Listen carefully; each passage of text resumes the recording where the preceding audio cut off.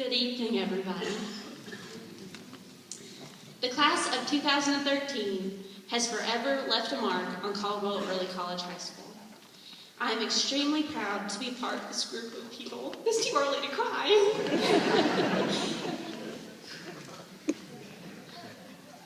They are intelligent, creative, talented, and just wonderful people in general. They are also not bad looking, and that's a plus. So, when we first met, we had no idea how well we would get to know each other. We went through many stages of friendship during our time at CECHS to reach today's milestone of graduation. The first stage of our friendship was the investigation stage. We all came from different schools, knowing some people from our own schools, but nearly no one else. We quickly began to get to know each other, either on our own terms and sometimes forced by our teachers. We went on countless field trips and participated in never-ending team building days. I distinctly remember that even early on, no one wanted to be put on the same bus as Group D, which was my group. Apparently, we were a terror to behold, and everyone knew it, and I think we were proud of it.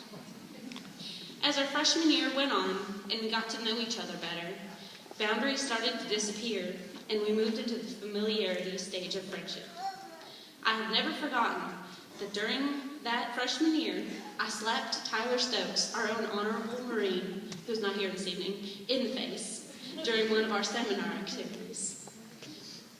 Our class suffered together when we participated in National Novel Writing Month, a death race to complete some portion of a novel in 1 month. The slogan of our NaNoWriMo changed from "I eat novels for breakfast" to "I eat at least 7 square meals a day to avoid writing this novel." When we traveled to the Outer Banks on our first ever road trip, we learned much, much more about each other than we had ever imagined. By Friday of that week, we were very irritated with each other, so I bought a bonnet at Fort Macon and wore it all the way home as a symbol of rebellion. The familiarity stage of friendship continued through our sophomore year with a grand tour of Caldwell County and a second road trip together, this time to Washington, D.C., where I bought yet another bonnet. The beginning of our junior year marked the third stage of friendship, vulnerability.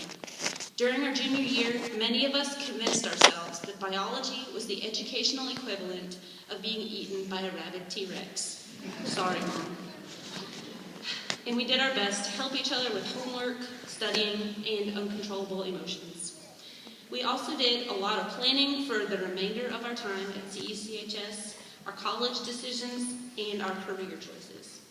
The vulnerability of sharing our insecurities, fears, and dreams with each other made us grow even closer as friends. The realization that we were halfway through our early college careers made us both really excited and really scared. The fourth and final stage of friendship made us a great group of friends that worked well together and even liked each other. When we began our senior year, we were so comfortable with each other that we were constantly laughing and having a grand old time together. I'll just go ahead and apologize to you guys, I'm sorry.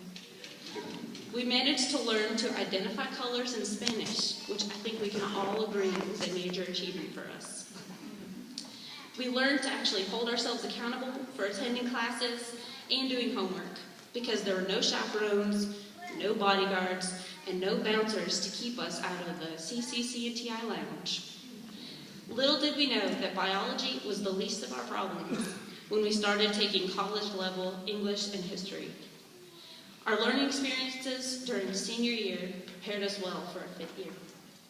The final stage of friendship is something I made up, which is not that unusual for me.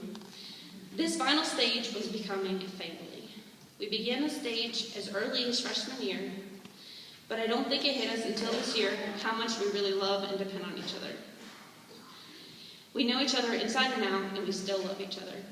This year we decided on colleges and career paths. We finally realized how much we love and will miss our family here. Okay, sorry.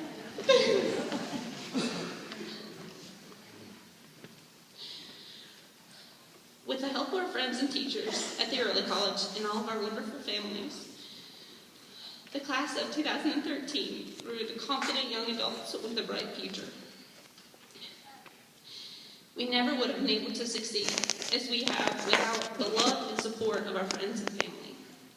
Sometimes I personally have been terrified to leave, especially since I'll be going so far away next year. But one day I remembered Dr. Seuss's book, Marvin K. Mooney, Will You Please Go Now? That my mom used to read to me all the time. It was my favorite. In the book, Marvin K. Mooney refuses to leave, and he's annoying.